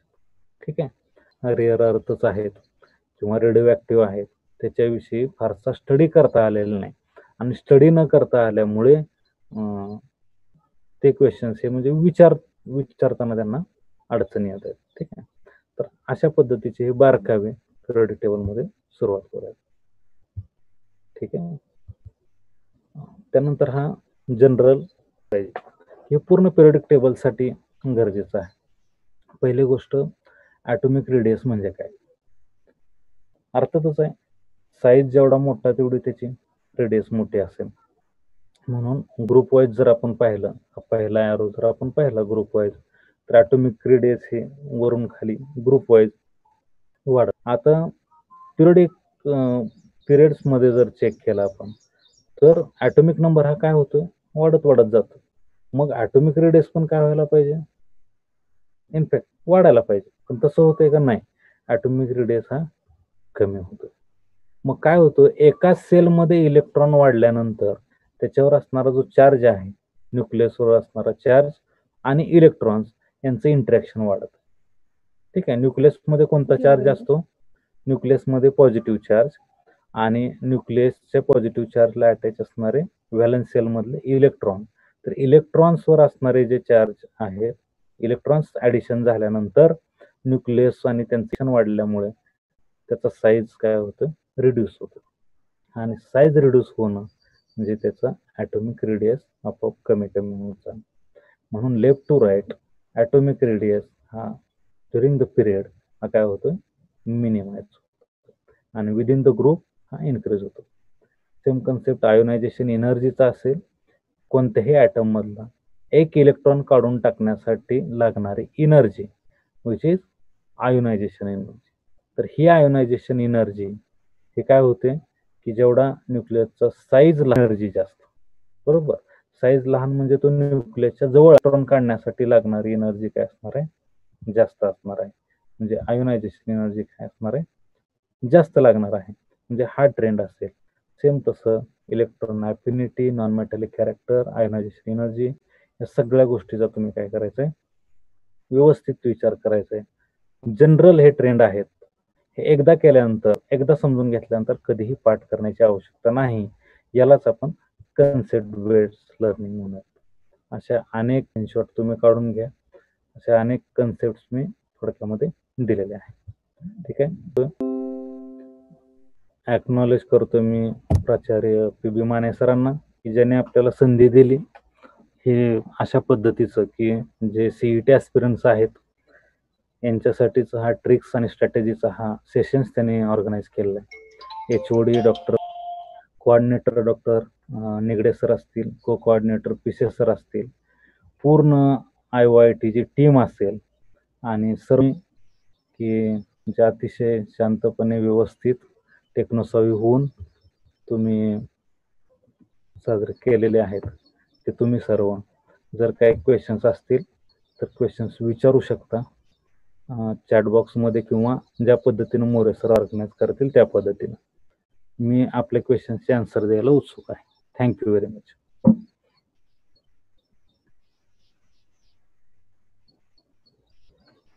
Thank More, you, sir. Yes. Thank you, sir. There are some of the questions Okay. are there in the chat box. I have collected. So first question is like this, sir. माझा group PCMB आहे, बर तर मला फार्मसीला admission हवे आहे. बर मग मला PCB मधून CET एक्झाम देता येईल का? हो, PCB मधून देता येते एक्झाम. म्हणजे जरी PCMB असेल तर एम नाही दिलं तरी चालतं. फक्त ज्यांना मेडिकलला जायचं आहे, ज्यांना फार्मसीला जायचं आहे त्यांनी PCB लाच फोकस करा. जरी मॅथ्सचा असेल तर मॅथ्सचे कन्सेप्ट तुम्हाला फर्स्ट इयरला फार्मसीला गेल्यानंतर किंवा MBBS ला गेल्यानंतर तुम्हाला नक्कीच त्याचा उपयोग येणारच आहेत. परंतु तुम्ही CET ला फोकस करताना स्पेशली PCB वरच फोकस करा, तुम्हाला जास्त बेनिफिट होईल. The next question is, sir, please tell the syllabus for MST CET 2021. 21 चा सिलेबस तर काय आलेला नाही, आता 2020चा आहे. 2020चा आहे म्हणजे, आणि तोच 2020चाच सिलेबस. आत्ताच फक्त आपले हे बदललेले आहेत, काय म्हणतात, सिलेबस आत्ताच बदललेला आहे. त्यामुळे 21ला काही बदलणार नाही हे खरं आहे. मात्र कदाचित लॉकडाऊनमुळे बऱ्याच जणांना अपेक्षा आहे की सिलेबस कमी करावा वगैरे. त्याच्या वेळेस ज्यावेळेस डिसिजन येईल त्यावेळेस कळेल आपल्याला. सर माझ्याकडे पण काही प्रश्न आले आहेत, मी आधी ते विचारून घेतो. Next question. Yes yes sir. Sir on average how much time should we give for chemistry? आता व्हेरी नाईस क्वेश्चन. 45 मिनिट्स आपल्याला दिलेले आहेत 50 क्वेश्चनसाठी. तर मला वाटतं त्यातले 5 मिनिट आपण फिजिक्ससाठी वाचवले पाहिजे. तर 50 क्वेश्चन्स असतील, 50 क्वेश्चनचे आन्सर आपल्याला मॅक्सिमम 40 मिनिटांमध्ये द्यायचे आहे. ठीक आहे सर. अजून एक क्वेश्चन आहे सर. मगाशी जे आपण स्टेट ऑफ एलिमेंट्स सांगितलेत त्याच्यात असं विचारलंय, so sir if we are asked how many states of matter are there, what should be my answer? ते झालं की आता झालं नाही, आता 5 झाले ना, आपण दिले की 5 इज द करेक्ट आन्सर. आता त्यात विद्यार्थ्यांची सर चुकी नाही. NCERTच्या बुकमध्ये 5 स्टेट्स हे आहेतच, ठीक आहे. पण आपल्या बुकमध्ये अजून 5 स्टेटच आलेले नाहीत. मुलं तर काय करणार त्या? आपलेच बुकमध्ये आत्ता मला वाटतं नवीन सिलेबस मध्ये बोस आइन्स्टाईनचा फक्त उल्लेख केलाय, नाहीतर आपणच कायम 3 स्टेट 4 स्टेट पर्यंतच होतो. त्यामुळे मुलांचे हे आन्सर आहेत 3, 4 आणि 5. परंतु CETचा अभ्यास करताना आपल्याला थोडेसे बारकावे लक्षात घेऊन आपला अभ्यास केला पाहिजे. म्हणूनच मी जाणून बुजून ते एक्झाम्पल घेतलेलं आहे. 5 is the correct answer. Okay sir. अजून एक क्वेश्चन आहे सर, शेवटचा माझ्याकडे आलेला. सर मेडिकलला जाण्यासाठी नीट लागते का, और CETने होऊ शकतं का? जर ऑल इंडिया लेवलला तुम्हाला जायचं असेल तर नीट मस्ट आहे. आणि फक्त महाराष्ट्रातलेच कॉलेजेस घ्यायचे असतील, कारण महाराष्ट्रातल्या कॉलेजेसला 70% कोटा हा CET थ्रू भरला जातो, ठीक आहे. त्यामुळं दोन्हीही एक्झाम देऊन आपल्याला MBBS ला जाता येतोय. मात्र डिपेंड ऑन तुमचा स्टडी कसा आहे, तर CETला प्रेफरन्स द्या. ठीक आहे सर, माझ्याकडचे झालेले आहेत. Okay, More sir. सर पुढचा असा एक क्वेश्चन आहे, how to solve reaction based questions in 52 seconds.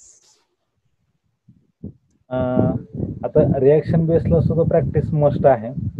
आता परवा प्रश्न मला वाटतं 2016चा प्रश्न आहे की हेबर्स प्रोसेस ऑफ अमोनिया मधून कोणता गॅस बाहेर पडतो, ठीक आहे. तर आता जर त्यांनी हेबर्स प्रोसेस अशी डायरेक्टली अवेलेबल आहे का आपल्या बुकमध्ये, नाही. परंतु अमोनियाची प्रिपरेशन मेथड्स मध्ये ते दिलेले आहे हेबर्स प्रोसेस. एकच वर्ड आहे फक्त हेबर्स प्रोसेस म्हणून. मग तो वॉटर गॅस असेल किंवा नायट्रोजन गॅस असेल त्यात. तर आता फिरवून विचारायला सुरुवात झालेली आहे. मी म्हणलं की रिपिटेशन झालेलं आहे, हे शॉकिंग आहे माझ्यासाठी. मात्र रिपिटेशन न होता आता हे फिरवून प्रश्न विचारतायत. तर युट्यूबला ट्रिक्स ऑन रिॲक्शन सॉल्विंग असं तुम्ही पहा. मला ते सरांचं नाव नाही सांगता येणार, पण चांगल्या ट्रिक्स तुम्हाला मिळून जातील. मिनिमम वेळेमध्ये सॉल्व्ह होईल ते. प्रॅक्टिस. येस. सर पुढचा क्वेश्चन आहे. येस. सर एकाच दिवशी केमिस्ट्री आणि फिजिक्सचे पेपर असतो? सगळे पेपर असतात. Okay sir. सगळेच पेपर एका दिवशी द्यायचे. Okay okay sir. Sir these are the questions. आहेत का क्वेश्चन्स? हो आहे. Sir, how can we study P block elements because that topic is too big, please help. तेच आता झालं की पी ब्लॉकला असं एकटं पाडू नका. मी सांगितलं की कोणतेही म्हणजे 11वीचे 4 टॉपिक आणि 12वीचे 3 topic most important, P, D आणि एफ वाले. तर हे 7ही चॅप्टर एकमेकावर अवलंबून आहे. एकाच दिवसात कोणताही अभ्यास होणार नाही. जर तुम्हाला आता इलेक्ट्रॉन अफिनिटीचा कन्सेप्ट माहित असेल तर पी ब्लॉकसाठी वेगळा करण्याची गरज आहे का? नाही. ॲटॉमिक साईजचा माहिती असेल तर वेगळा करण्याची गरज आहे का? नाही. आता मग फक्त यामध्ये फरक काय असेल की समजा आता नायट्रोजनचा ग्रुप आपण घेतला, 15 ग्रुप घेतला. 15 ग्रुपमध्ये ऍसिड्स, ऑक्सो ऍसिड्स कोणते आहेत? मग हे नायट्रोजनशी रिॲक्ट करून आलेले ऍसिड्स असतील. त्यानंतर त्याचा मेल्टिंग पॉईंटचा ट्रेंड, बॉइलिंग पॉईंटचा ट्रेंड, हे कॉमन. अर्थात सगळेच प्रश्न हे सर्व पिरियडिक टेबलला एकत्र लावायचे, लक्षात घ्या. मात्र यामधले जे शेवटी बारकावे आहेत की त्यातले सल्फ्युरिक ऍसिडवर विचारले जाणारे प्रश्न 16व्या ग्रुपमधले, ऑक्सिजनच्या ग्रुपमधले विचारले जाणारे प्रश्न मोस्ट इम्पॉर्टंट. त्यानंतर कॉन्टॅक्ट प्रोसेस वगैरे, त्याच्या सल्फ्युरिक ऍसिडवर हमखास प्रत्येक सीईटीला 2 प्रश्न आहेत सल्फ्युरिक ऍसिडवर. तर असे मागील क्वेश्चन पेपर तुम्ही सोडवले की काय विचारतात हे समजेल. आणि काय विचारल्यानंतर कितीही मोठा टॉपिक असला, खूप सारे आहे हे लक्षात ठेवा. त्यामुळे तो मोठा टॉपिक नाही असं माझं मत आहे. Okay sir. Thank you sir. Now, is there any question from participant? You can unmute yourself and ask the question. I'll request all the participants, if there is a doubt or any questions to you, you can ask to our speaker. You can unmute yourself and you can ask the question. Yes, Shubham Kothavale, you can ask the question.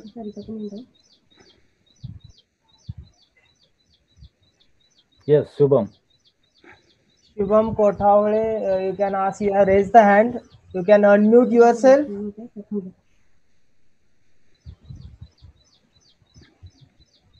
Shubham, are you there? You can unmute yourself and you can ask the question.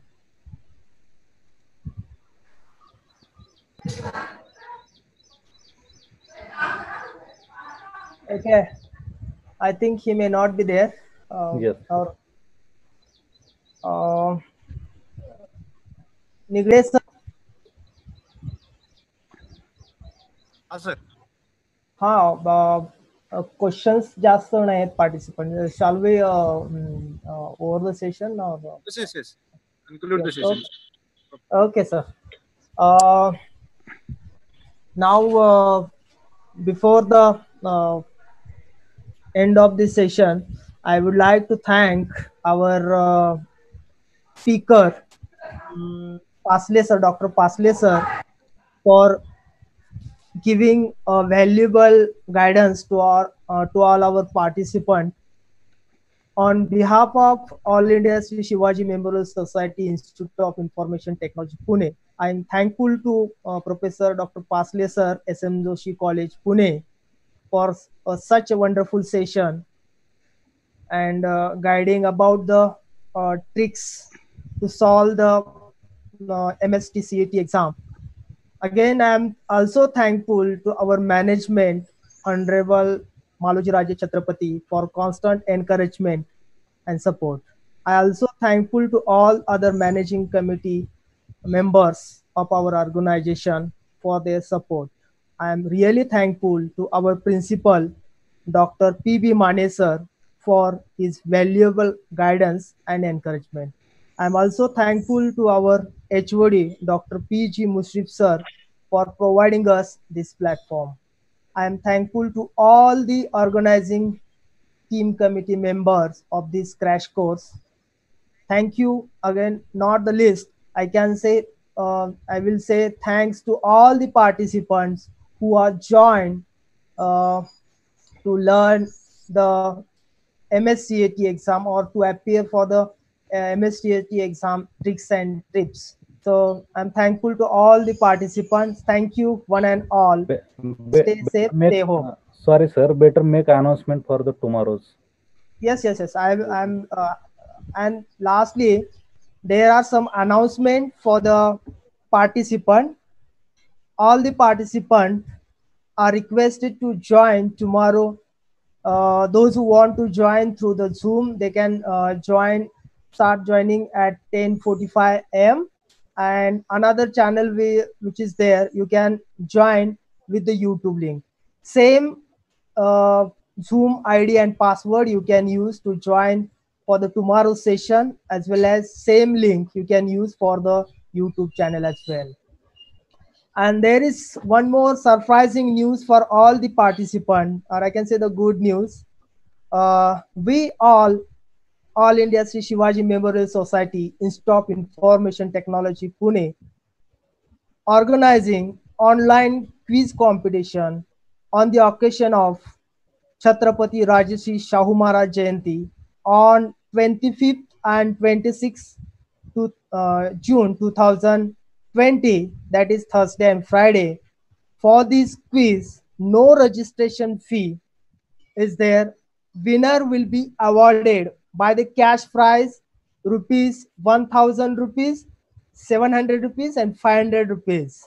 All the participants, registered participants, those who appear for this quiz, that is, I'm saying online quiz competition for on the occasion of Chhatrapati Rajarshi Shahu Maharaj Jayanti. So they will get a e-certificate as well.